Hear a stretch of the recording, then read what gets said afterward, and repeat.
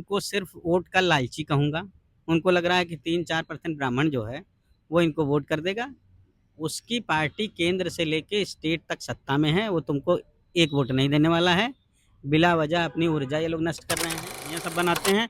सोच लो कितने धूर्त हैं ये। इन्होंने अपनी बेटी और बहनों को आगे कर दिया।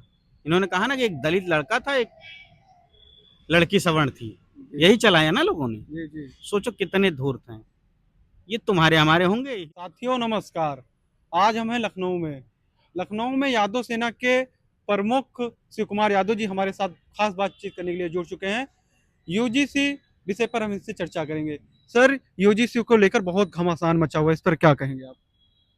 देखिए, यूजीसी पर घमासान करने वाले या दिखाने वाले, इसका विरोध करने वाले वही लोग हैं जो उस समय क्लब का अंगूठा काट लेते थे।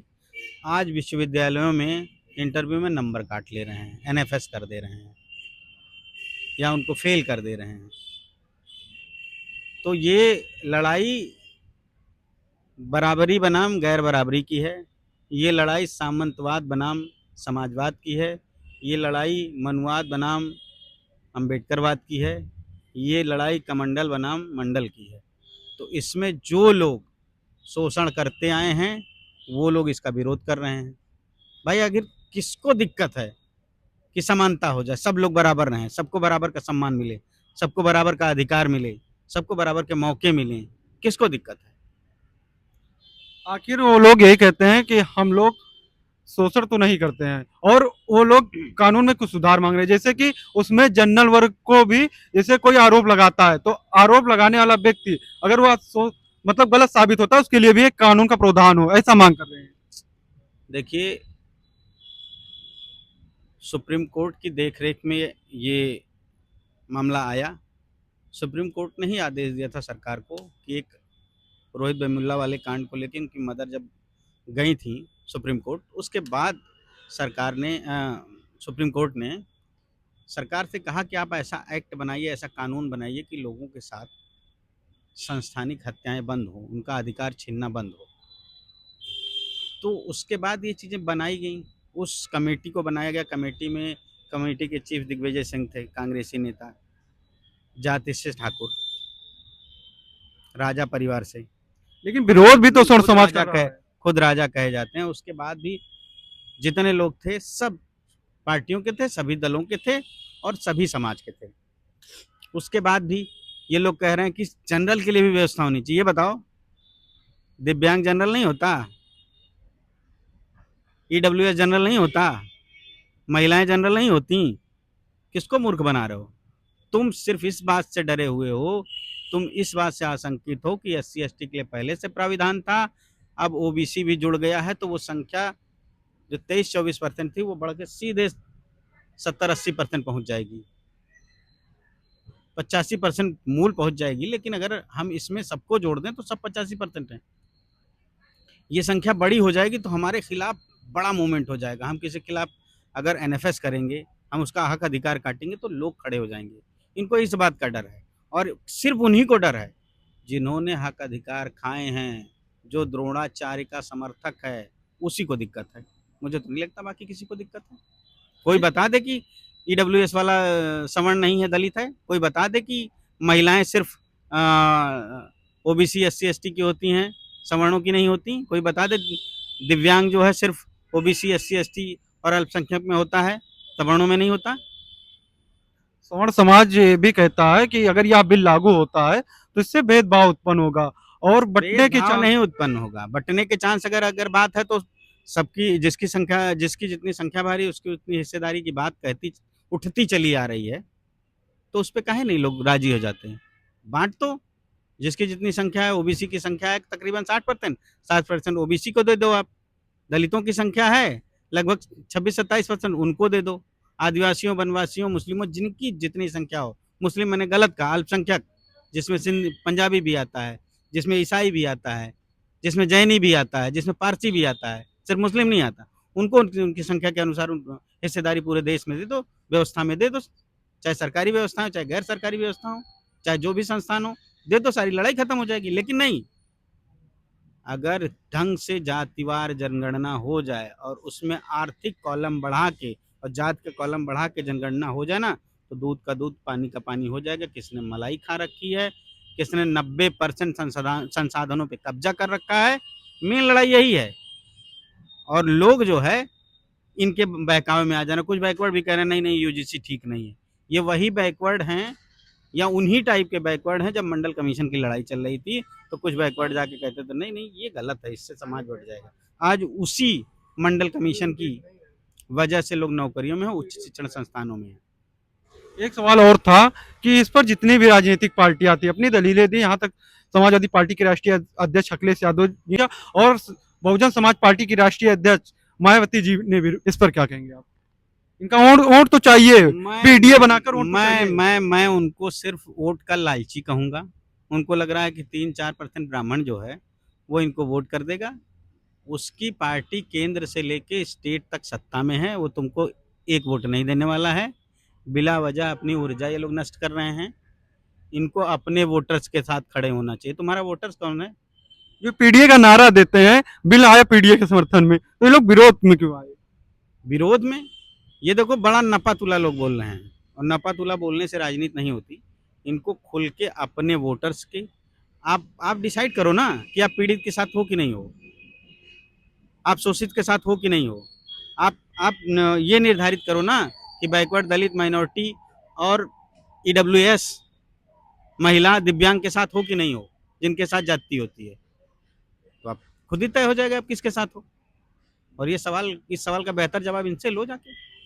तो जो लोग दल बनाए हैं, जो लोग राजनीति कर रहे हैं, जो लोग वोट की राजनीति कर रहे हैं, जिनको सत्ता में आना है। इस पर यह भी देखा गया, स्वर्ण समाज की जितने भी सांसद, विधायक, नेता लोग हैं, वो खुले मंच से इस कानून का विरोध कर रहे थे, लेकिन एससी ओबीसी नेता, हम पहले से कह रहे थे कि वो बहुत जागरूक लोग हैं। उनको अगर मुस्लिम से लड़ाना है तुमको, तो तुरंत हिंदू बन जाएंगे। उनको अगर तुम्हारा अधिकार देना है, तुमको शिक्षा देनी है, तुमको अच्छे स्वास्थ्य की व्यवस्था देनी है, तुमको नौकरियों में हिस्सेदारी देनी है, तुमको जमीनों में हिस्सेदारी देनी है, संसाधनों में हिस्सेदारी, तुरंत वो कहेंगे कि ना, सवर्ण बनाम दलित, सवर्ण बनाम बैकवर्ड, सवर्ण बनाम अल्पसंख्यक। तुरंत इनकी परिभाषा बदल जाती है। फिर हिंदुत्व इनका पिछले दरवाजे से गायब हो जाता है। फिर जातिवाद आ जाता है। जातिवाद वही लोग इसको कह रहे हैं कि समाज में बंटवारा हो जाएगा, समाज में बहुत वैमनस्यता फैल जाएगी, जो खुद आकंठ, जिनका एक एक बाल जातिवाद में डूबा है, जो बैकवर्ड, दलित, माइनॉरिटी और आदिवासी वनवासी को जूते के नीचे रखना चाहते हैं, जिन्होंने रखा भी है। इनके पास जमीन कहाँ से है? कोई पैदा हुआ था लेके? इन्होंने मनसबदारी की है। मनसबदारी का मतलब जानते हो? मुगल थे, अंग्रेज थे, ये गांव गांव वसूली नहीं कर पाते तो 5 गांव का एक तो मनसबदार बना दिया गया, 10 गांव का एक मनसबदार बना दिया गया। उससे कहा गया तुम 5% वसूली करना कमाई पे, तो ये सब 20% कर रहे थे। इस 5 गांव के मनसबदार ही आज लैंडलॉर्ड बने बैठे हैं। इसकी भी समीक्षा होनी चाहिए और बाकायदा भूमि पे कानून बनना चाहिए। भूमिहीनों को, ये जो 100-100 एकड़, 200-200 एकड़ जमीन, 12,000 एकड़ जमीन लेके बैठे हैं, इनकी जमीनें लेके लोगों को, भूमिहीनों को बांट देनी चाहिए, तब इनको समझ में आएगा। लोग ऐसा भी आरोप लगा रहे थे कि दिल्ली यूनिवर्सिटी में एक, क्या कहते हैं, मामला आया था, वहाँ एक लड़का एससी वर्ग का और एक जनरल वर्ग की लड़की को प्रपोज करता था। वो ये सगुफा है सब, ये सब सगुफा है। मनगढ़ंत कहानियां सब बनाते हैं। सोच लो कितने धूर्त हैं ये। इन्होंने अपनी बेटी और बहनों को आगे कर दिया। इन्होंने कहा ना कि एक दलित लड़का था, एक लड़की सवर्ण थी, यही चलाया ना लोगों ने। जी जी। सोचो कितने धूर्त हैं। ये तुम्हारे हमारे होंगे, हिंदुत्व की बात करते हैं, हिंदुओं के होंगे जो अपनी बहन बेटियों के नहीं हुए हैं। झूठी कहानी रच के बहन बेटी, ये SC/ST एक्ट जैसा कुछ है ही नहीं इसमें भाई। इसमें कौन सा कानून लग रहा है? इसमें कौन सी तुमको जेल हो रही है? इसमें तो सिर्फ ये व्यवस्था हो रही है कि तुम्हारा इंटरव्यू में नंबर काटा गया, तुमको नंबर कम दिया गया, तुम्हें अवसर जो था वो नहीं दिया गया, तुमको NFS किया गया, तुम अपनी जो तुमको नंबर मिले उससे असंतुष्ट हो सकता है तुमने पेपर अच्छा किया हो, तुमको नंबर कम दिया गया हो, उस पे आप सवाल उठा सकते हैं। जो आपके साथ जाती हो रही है उस पर आप सवाल उठा सकते हैं। उसके लिए कमेटी बनेगी बाकायदा, वो कमेटी जांच करेगी। उस कमेटी का चीफ कौन होगा? VC यूनिवर्सिटी का वीसी आज की डेट में कौन है? 90% ब्राह्मण है।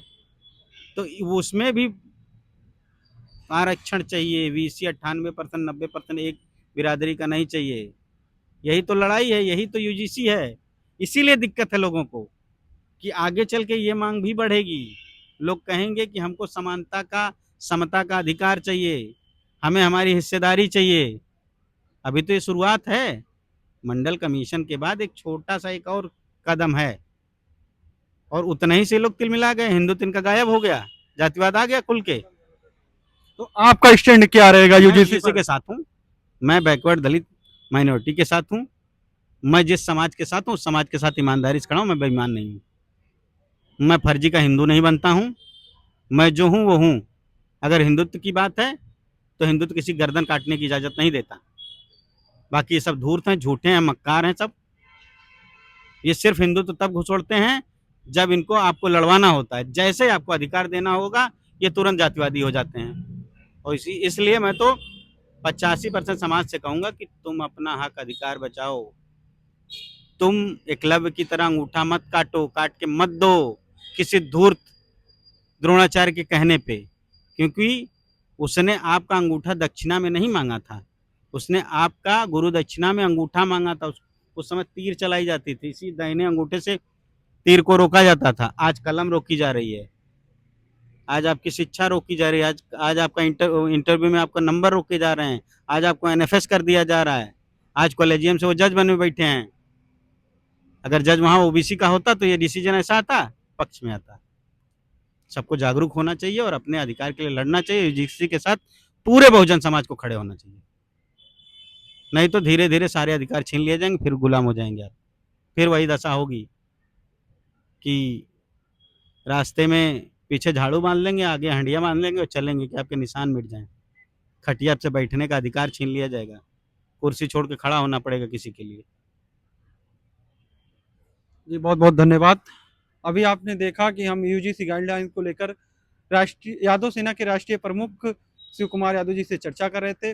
अब आप लोग वीडियो देखकर अपनी राय कमेंट बॉक्स में अवश्य दीजिए। देखते रहिए 10 सोशल माइक। धन्यवाद।